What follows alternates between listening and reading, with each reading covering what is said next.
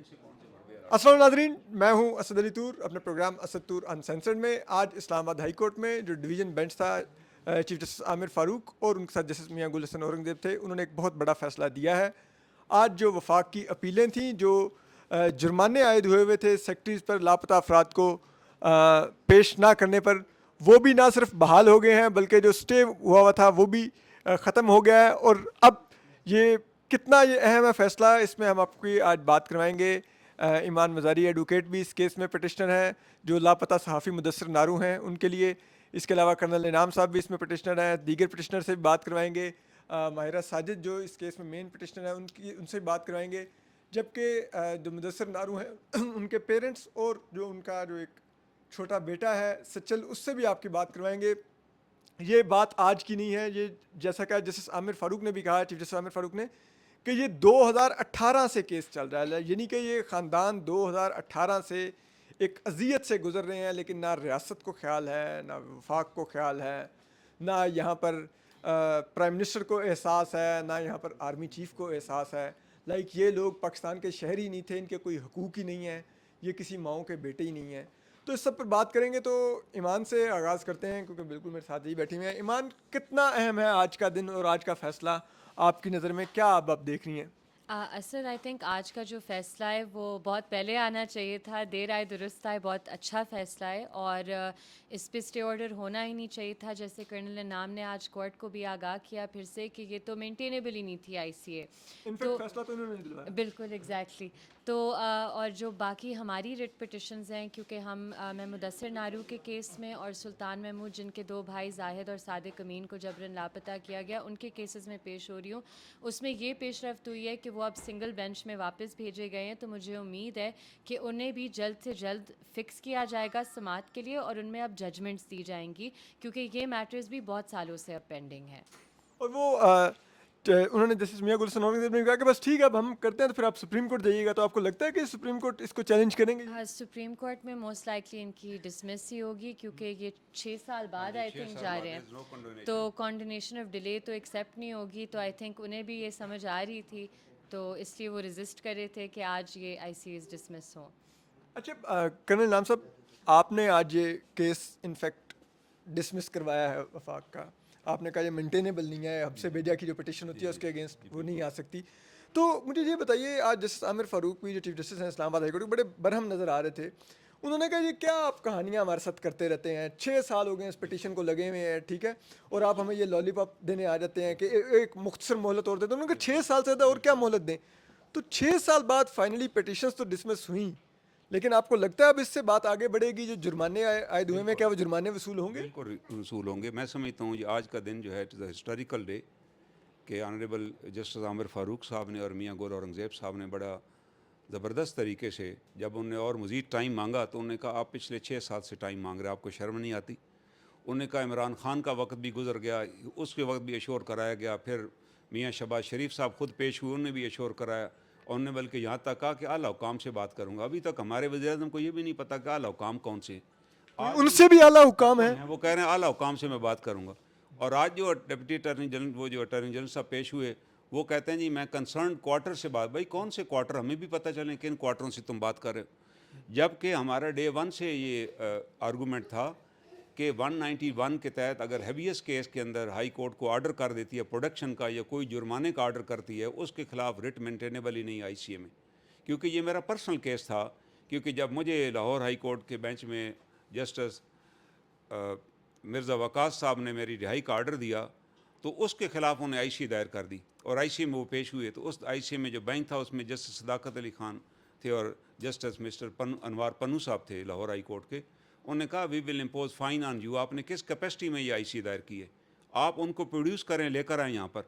तो उन्होंने फिर आईसी विड्रा कर ली और विड्रा करने के बाद they went to supreme court, और सुप्रीम कोर्ट में भी ये कंसील किया कि हम आईसी विड्रा कर चुके हैं, वो भी मेंटेनेबल नहीं थी। जब मैं वहाँ, और उस वक्त फिर जब सुप्रीम कोर्ट ने पूछा justice honourable justice mister Munib ने कि is a civilian under which authority you have detained him, आप किस कानून के तहत ट्रायल करना चाहते हैं, ये मुझे भी बताइए। तो फिर अल्टीमेटली उन्हें मुझे रिहा करना पड़ा। और इसमें भी अभी यही होना है कि एक तो गलत फोरम पर आए और उन्होंने स्टे ले लिया, जहाँ से 6 साल से ये स्टे चल रहा था। और जब اس میں ہمیں پہلے ہماری عدم موجودگی میں اسٹے ہوا تھا، لیکن جب ہم نے آ کر یہ قانون انہیں بتایا کہ لا ریفارم آرڈیننس کے تحت ہیویس کی پٹیشن میں اسٹے نہیں دیا جا سکتا، کوئی پروویژن ہی نہیں ہے، تو جسٹس میاں گول اورنگزیب نے اسی دن ایگری کیا، انہوں نے کہا یہ واقعی نہیں اسٹے ہو سکتا. اور جسٹس عامر فاروق نے پوچھا کہ اب ان کے پاس کیا ریمیڈی ہے؟ میں کہا they have no remedy because they have come before wrong forum for last 6 years. 6 year سے گورنمنٹ ایک غلط فورم کے اوپر سر ٹکرا رہی ہے، تو یہ تو ٹائم بار ہو چکا ہے، اور ان کو کنڈونیشن بھی نہیں ملے گی، کیونکہ یہ پہلے بھی ایک کیس میں یہ سپریم کورٹ جا چکے ہیں، اسٹے لینے کی کوشش کی، اس میں بھی I appear before supreme court. Justice Umar Tahir Bandial تھے، انہوں نے اسٹے دینے سے انکار کر دیا. انہوں نے کہا یہ کمپنسیشن جو کورٹ نے دیا ہے وہ ادا کریں آپ اور انہوں نے ایک جملہ بولا، عمر طاہر بندیال بڑے دھیمے مزاج کے جائی تھے، انہوں نے بھی یہ کہا کہ یار یہ پاکستان ایک جنت نظیر ملک ہے، تم لوگوں نے اس کو بھی گوئتہ نامہ بے بنا لیا، یار لوگوں کو لاپتہ کرے. بڑی دردمندی سے کہا، اور پریس میں وہ باقاعدہ رپورٹ ہوا. اب اس کیس میں یہ ہوا ہے کہ ایک غلام قادر صاحب لاپتہ تھے، اور جسٹس محسن کیانی صاحب نے اس کیس میں 1 کروڑ روپے نے فائن کیا تھا. یہ ثابت ہونے کے بعد کہ جنہوں نے یہ فیل ہو گئے لانے میں، پروڈیوس نہیں کیا، تمام ایویڈنس کورٹ کے سامنے موجود تھی کہ it was case of enforce disappearance. انہوں نے 1 کروڑ روپے فائن کیا، 1 کروڑ روپے سیکٹری ڈیفینس اور انٹیریئر پہ اور سیکٹری ڈیفینس پہ، ایس پی انویسٹیگیشن کے کیا وہ اوپر سرکاری خزانے سے دیں گے کہ اپنی جیب سے ذاتی سے پرسنل دینا ہے انہوں نے. اور اس کے بعد انچارج جے آئی ٹی سے اور گورڑا کے ایس ایچ او اور آئی او کا بھی یہ فائن ہوا، اور اس کے خلاف انہوں نے اسٹے لیا جو آج ختم ہو چکا ہے. ابھی they have to pay these fines. اب اس کے بعد عمر عبداللہ صاحب کے کیس میں وہ بھی محسن کیانی صاحب نے 20 لاکھ روپے فائن کیا انٹیریئر سیکٹری پر، سیکٹری ڈیفینس لیفٹیننٹ جنرل ضمیر پر فائن کیا، آئی جی پولیس پہ فائن کیا. اور اس کے بعد ماہرہ ساجد صاحبہ کے کیس میں بھی 13 لاکھ روپے فائن انہوں نے کیا، اور وہ فائن جو تھا وہ بھی If they fail to produce within 6 months, یہ جو عبداللہ عمر والے کیس میں ہے، disciplinary action should be taken against them. تو یہ ایک بہت بڑی جی ساروں میں ہے کہ اگر ابھی بھی عمل درآمد انہوں نے نہیں کیا پہ تو سب کے خلاف ڈسپلنری ایکشن ہوگا. اور ماہرہ سعید صاحب والا کیس میں انہوں نے یہ بھی کہا کہ جو سیکٹر کمانڈرز ہیں they should be made responsible.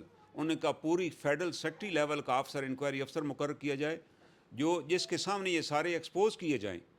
اس کا پوز کا مطلب ہے دے شوڈ بی پروڈیوسڈ، اور پراپر انویسٹیگیشن کی جائے اور ان کی رسپانسبلٹی فکس کر کے ان کے خلاف کارروائی کی جائے.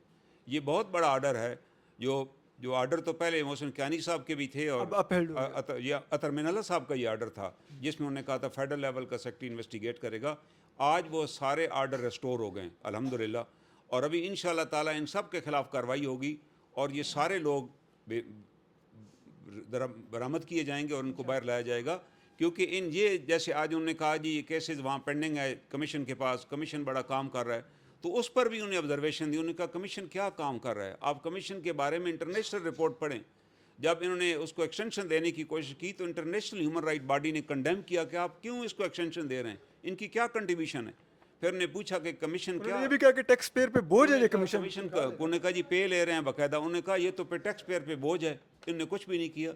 میں ابھی ایک اور کیس ہے حق نواز صاحب کا جس میں کمیشن نے پروڈکشن آرڈر جاری کیا، اس پر ہم نے کنٹیم دائر کی، کیونکہ کمیشن کے پاس کنٹیم کے اختیار ہیں. اور کمیشن ایکٹ کے اندر لکھا ہوا ہے کہ اگر کمیشن کا چیئرمین سپریم کورٹ کا جج ہوگا تو ہی will be having power of supreme court. یہ سپریم کورٹ کے جج ہیں. ہم نے کنٹیم دائر کی تو انہوں نے لکھا جی کنٹیم تو بنتی نہیں ہے، یعنی اگر ان کا کوئی آرڈر بھی نہ مانے، ان کے منہ پر وہ آرڈر دے مارے تو پھر بھی یہ کنٹیم نہیں کریں گے، تو پھر why they are sitting there. اصل میں جوڈیشری نے اپنی عزت خود کروانی ہے، اور ہمارے جو ججز ہیں they are mindful, they know this thing کہ ہم نے اپنے آرڈر منوانے ہیں. اور دیکھا جائے تو جو عدالتیں بنائی جاتی ہیں وہ ہیبیس کے لیے بنائی جاتی ہیں، ورنہ یہ جو آپس کے معاملات ہیں لین دین کے، یہ تو جرگہ بھی پرانے زمانے میں پنچایت بھی کرتی تھی. یہ کورٹس کب بنائی گئیں یو کے میں ہیبیس کی کورٹ؟ جب بادشاہ لوگوں کو اٹھوا لیتا تھا تو پھر کورٹس بنی، اور انہوں نے کہا کہ ہم ہیبیس کے کیس میں ہم فیصلے دیں گے. اور برطانیہ کا یہ قانون ہے ہیبیس کا کہ جب ہیبیس کی رٹ آ جائے اور جج کورٹ میں اگر موجود ہو، بیٹھا ہو، تو کھڑا ہو جائے فوراً کہ یہ میں نے پہلے کرنا، اور اس کے بعد اگر اس کے سامنے 20 فائلیں پڑی ہیں تو ساری فائلیں ہٹا دے میز سے، صرف ہیبیس کو کیس کو ٹیک اپ کرے. اور اگر جج گھوڑے پر سوار ہو اور کوئی راستے میں اسے بتایا کہ یہ ہیبیس میٹر ہو گیا ہے تو قانون کہتا ہے کہ وہ گھوڑے سے اتر آئے، ادھر ہی آرڈر لگا، ادھر ہی کورٹ کرے. اگر وہ ٹرین میں سفر کر رہا ہے تو ٹرین رکنے کا بھی انتظار نہ کرے، وہاں سے آرڈر دے. It is so respectable law. یہ وہ لا ہے جو شہریوں کی جان اور مال کی حفاظت کرتا ہے. دیکھیں ریاست کو ہم ٹیکس کیا دیتے ہیں؟ ہم ٹیکس اس لیے پے کرتے ہیں کہ ریاست ہماری جان و مال کی حفاظت کرے. اگر ریاست کے کارندے ہی ہماری جان اور مال کے دشمن ہو جائیں تو پھر ہم کہاں جائیں گے؟ ہم ریاست کے ساتھ کھڑے ہیں اور ریاست کے ہم محافظوں کے بھی پیچھے کھڑے ہیں, لیکن اگر وہی محافظ ہمیں لاپتہ کرنے پہ تل جائیں تو پھر ہم کس کے پیچھے کھڑے ہوں گے؟ ان کی کون مدد کرے گا؟ کسی ریاست کی بقا قانون کی حکمرانی کے اندر ہے اور آئین کی بالادستی کے اندر ہے. میں تمام متعلقہ لوگوں سے یہ درخواست کروں گا جو آج اقتدار کی مسند پہ بیٹھے ہوئے ہیں, یہ بڑی عاجلی مسند ہے, کل وہ بھی لاپتہ ہو جائیں گے اور پھر دوبارہ ہمارے پاس ہی آئیں گے. آج عمران خان صاحب جیل میں ہیں, وکلاء کی خدمات حاصل کر رہے ہیں نا. اگر اپنے زمانے میں وہ یہ قانون سازی کرتے, انہیں قانون ایک بنایا لاپتہ افراد کا قانون کہ 8 سال سزا ہوگی, کمیٹی سے بل پاس بھی ہو گیا اور پھر عدالت میں آ کر بتایا گیا کہ ہماری پارلیمنٹ سے وہ بل لاپتہ ہو گیا. وہ کیسے نالائق حکمران تھے کہ ایک قانون کی بھی حفاظت نہیں کر سکے, قانون بھی نہیں بنا سکے. میں نہ کرن یہ صاحب بنوا آپ کو سکے. آپ پہ واپس بھی ہوں گا.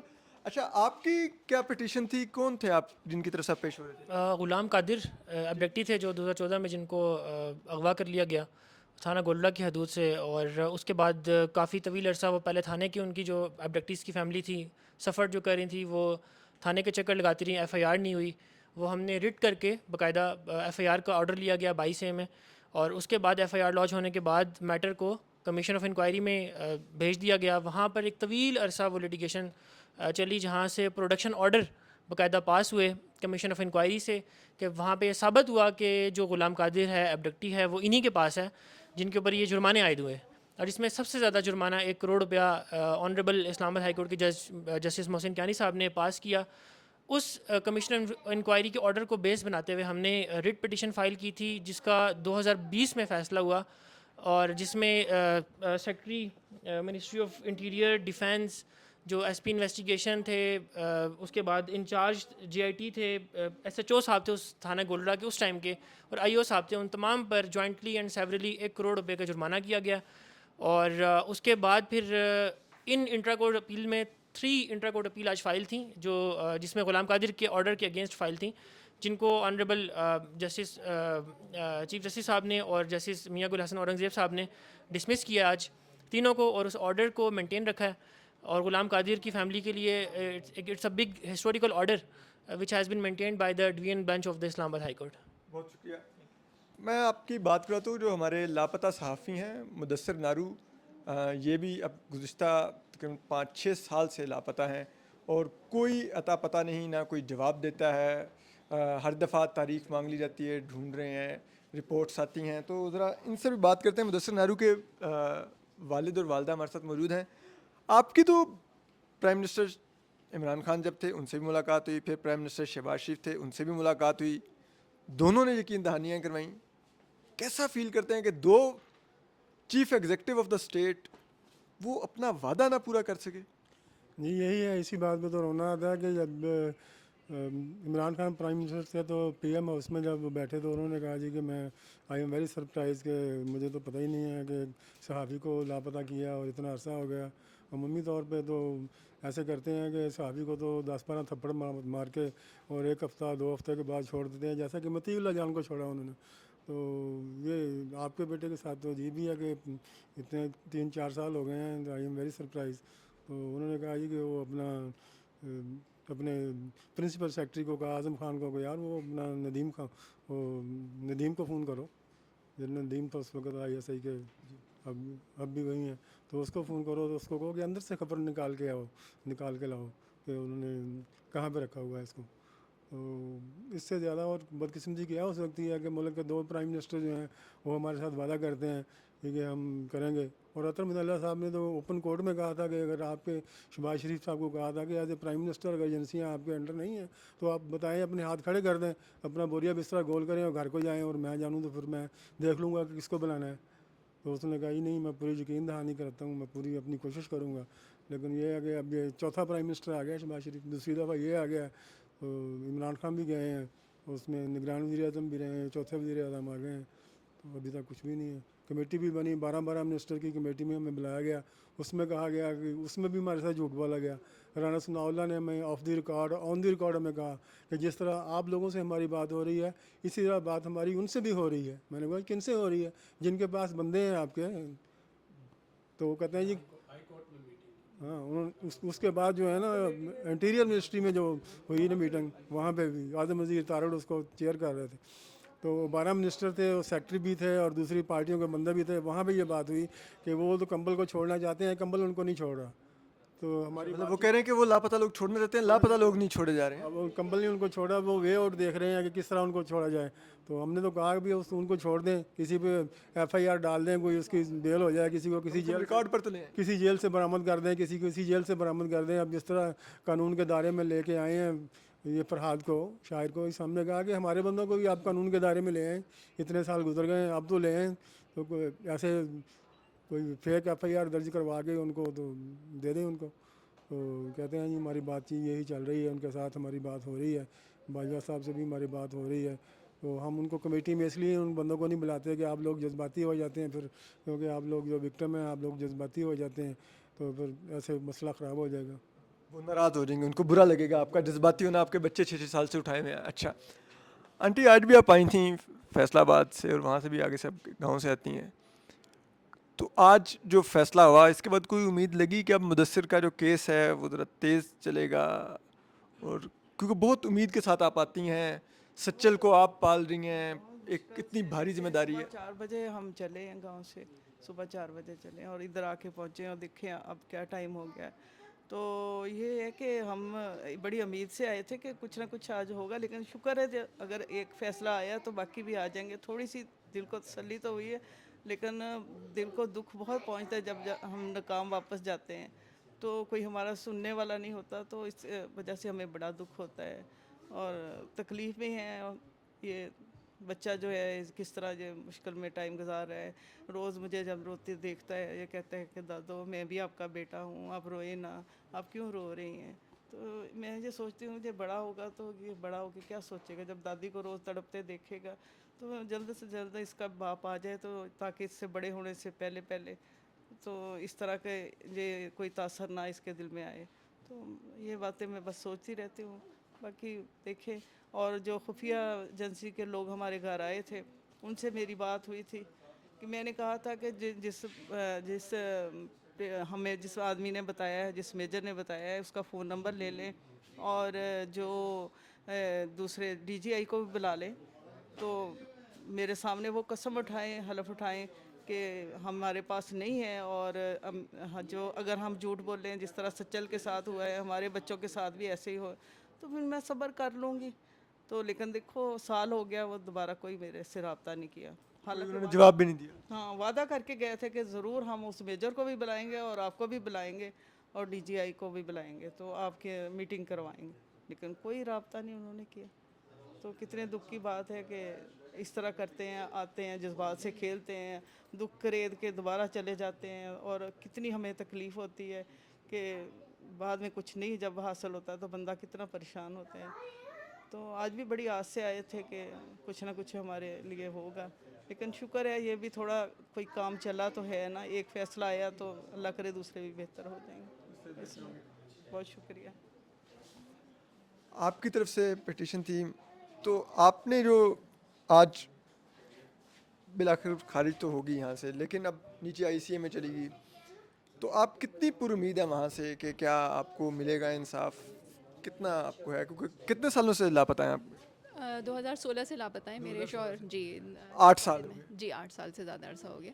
मेरा ख्याल में कि हिस्टोरिक डे था 11 जुलाई 2018 जब अतहर मिनल्ला साहब ने हमारे केस में वर्डिक्ट दिया था। It was a landmark judgement, और उसमें उन्होंने एक चीज़ ये भी कही थी apart from all the other directives जो कि अभी आपको बताएं उन्होंने कर्नल साहब ने, कि criminal justice system has failed. तो मैं ये समझती हूँ कि आज 6 साल अपीलें चलने के बाद उस फैसले के ख़िलाफ़ आज एक अच्छा फ़ैसला आया तो है बेशक, लेकिन that observation stands even more clearer today that the criminal justice system has failed, क्योंकि 6 साल के बाद एक वर्डिक्ट को आप रिस्टोर कर रहे हैं और आपके कह रहे हैं कि ICA मेंटेनेबल ही नहीं थी। 6 साल बाद अदालत को पता चला कि ये तो काबिल समात ही नहीं थी। तो मतलब ये कि लर्नड जजेस ने ये बात जो है वो 6 साल के बाद रियलाइज़ की कि वो 6 साल से जो एक्सरसाइज कर रहे थे वो बेसिकली इलीगल थी। वो मेंटेनेबल ही नहीं थी. तो ठीक है, हम खुशी तो मना रहे हैं कि एक अच्छा ऑर्डर आया है, लेकिन आई थिंक 6 साल और ताख़ीर होगी आपके प्यारे के घर आने में. judges should not feel very proud of themselves to have passed this judgment at this date and stage, but still we hope کہ یہ ایک hopeful ایک اچھی ججمنٹ ہے. اور اصل کامیابی یا اصل ہمیں ہوپ جو ہے وہ اسی دن ہوگی. ایک تو یہ کہ ہمارے پیارے واپس آ جائیں, اور دوسرا یہ کہ یہ انفورس ڈس اپیرنسز کا جو سلسلہ ہے وہ اس ملک سے ختم ہو. That will be the real victory and that will be the real happy day for this country. ایک چیز بتائیے, آپ کے شوہر تو لاپتہ ہیں, لیکن آپ گزشتہ 8 سال سے اپنی بیٹیوں کی پرورش بھی کر رہی ہیں.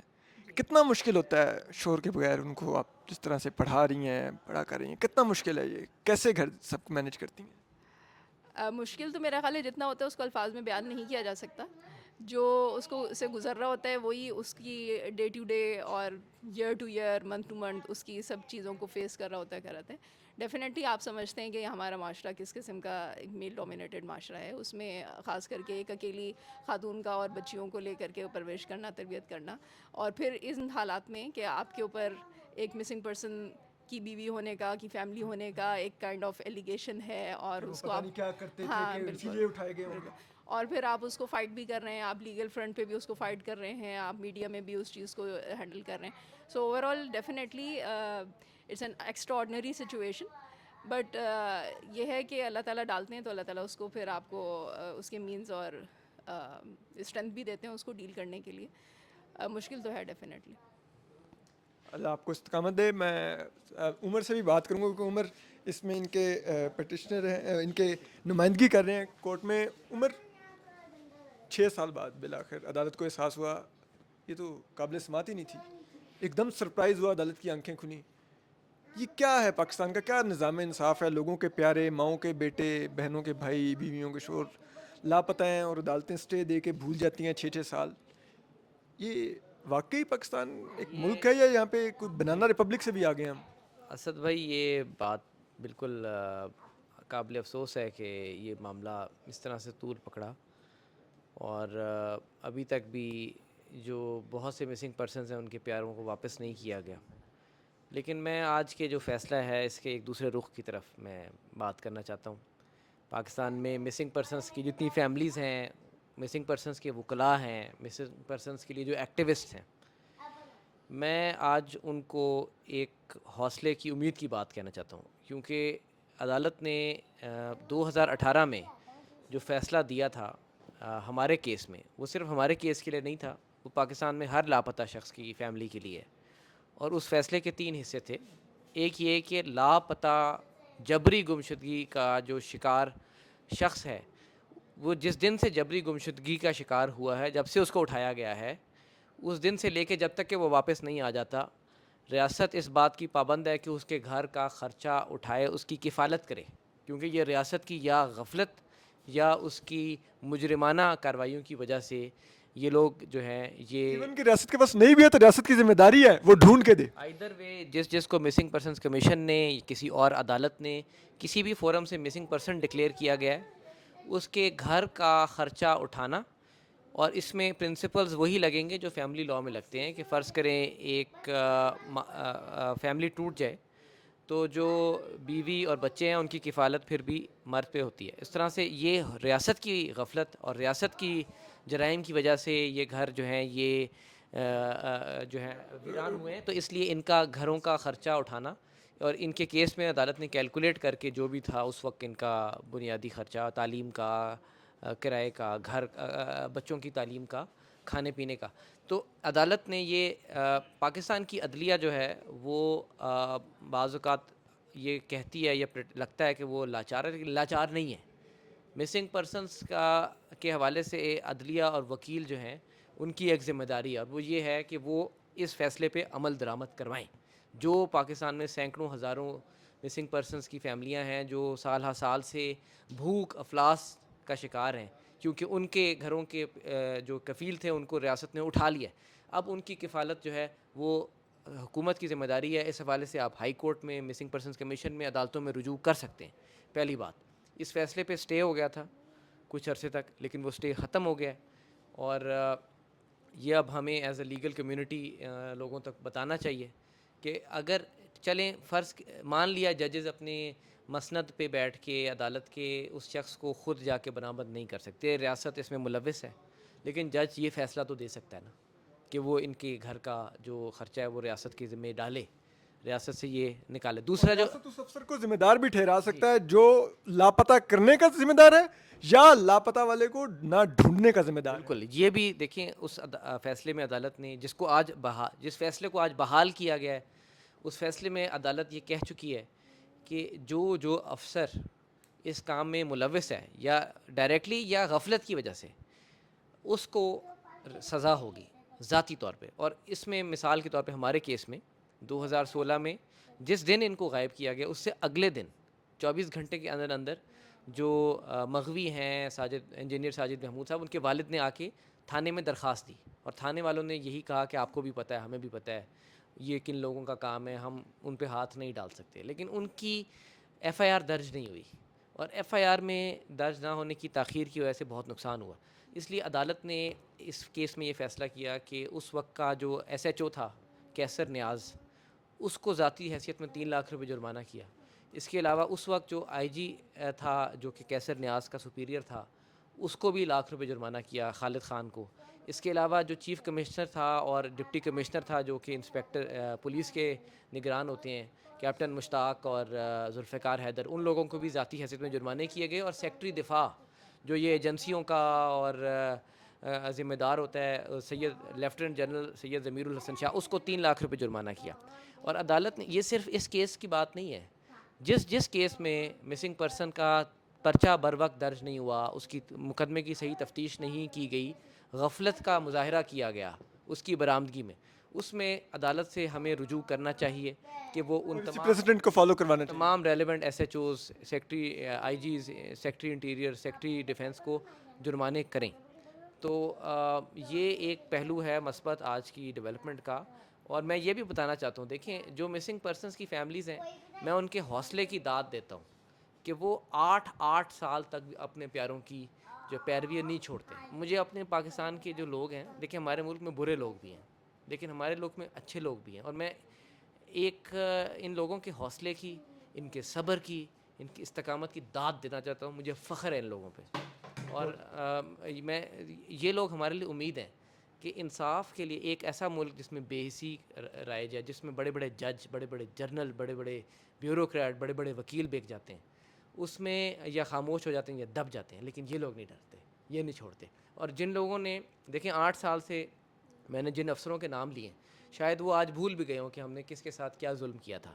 آج پورا ملک ٹی وی پہ آپ دیکھیں ان کے نام چلیں گے, کل یہ جرمانے بھی دیں گے.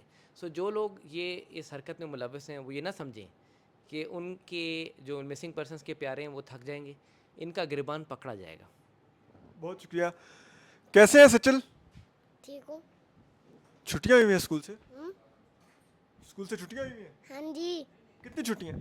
3 مہینے کی. 3 مہینے کی. یار یہ تو مہینہ سیدھا کرو یار, یہ تو مہینے کی کر کے چھٹیاں بیٹھ گئے ہو. کیا کر رہے ہو پھر چھٹیوں میں؟ دادو بھی پڑھاتی ہے اور میں ماں سنڈے کو ہی بس موبائل لیتا ہوں. اچھا, سنڈے کو موبائل لیتے ہو. تو دادو کو تنگ تو نہیں کرتے یا دادو کے ساتھ کھیلتے ہو, کیا کرتے ہو؟ دادو کے ساتھ کھیلتا ہے, دادو بہت کم کھیلتی ہے, اور تنگ ماں تھوڑا سا کرتا ہوں بس. تنگ کرتے ہو مطلب تھوڑا سا کرتے ہو لیکن کرتے ہو. اور دادا ابو کو؟ دادا ابو کو نہیں کرتا ماں. دادا ابو کو نہیں کرتے. کسی کو مس کرتے ہو؟ کل تو رہوں ادھر آ کے ماما کو. تو اب چھٹیاں ختم ہوں گی تو اس کے بعد کیا کیا پلان ہے, یا کوئی چھٹیوں کے اندر بھی کوئی پلان کیا ہے کچھ کہیں آنے جانے کا؟ نہیں, مانس کے بعد لاہور جانا. لاہور جانا ہے. وہ بھی 2 ہفتوں کے لیے. وہ بھی 2 ہفتوں کے لیے جاؤ گے. یہ سچل ہیں مدثر نارو کے بیٹے, اور ان کی سمر ویکیشنز عدالتوں کے چکر لگاتے گزرتی ہے. تو کاش اس ملک میں کسی کو احساس ہو, کاش اس ملک کے وزیر اعظم کو, جو منتخب وزیر اعظم ہوتا ہے, جو chief executive of the state ہوتا ہے, اس کو احساس ہو. کاش اس ملک کے آرمی چیف کو احساس ہو. ہم بہت پیٹ کاٹ کے اتنی بڑی فوج کو ہم نے پال رہے ہیں, ایک بڑا بجٹ دیتے ہیں, اپنی حفاظت کے لیے دیتے ہیں, اپنے لوگوں کو لاپتہ کرنے کے لیے نہیں دیتے.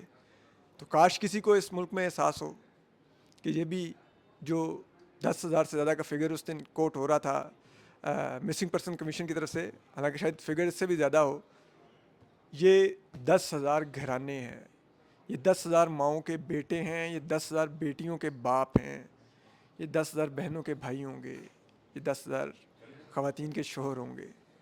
ये आपके पास हैं, अगर नहीं भी हैं तो उनको घर में लाना आपकी ज़िम्मेदारी है। आपको अपडेट करते रहेंगे, अपना ख्याल रखिए। अल्लाह हाफ़िज़।